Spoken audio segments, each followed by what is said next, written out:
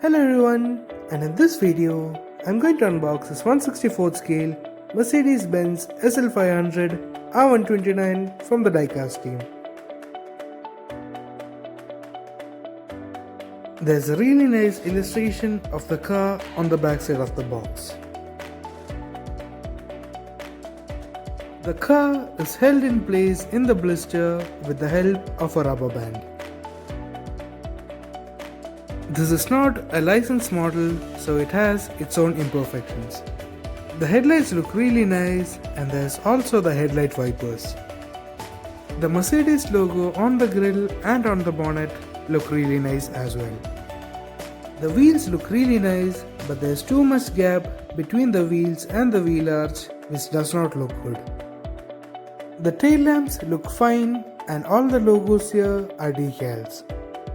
And this is the right side of the car. Now before I move on to the interior, this car has a really cool feature, and which is this removable roof. So on to the interior now, which is well detailed. The dashboard looks really nice, and there is a small wooden finish to the center console. The logo on the steering wheel does not look much like the Mercedes logo. The seats look really nice, and there's enough detailing on the rear seats as well. The sun visors also look really nice.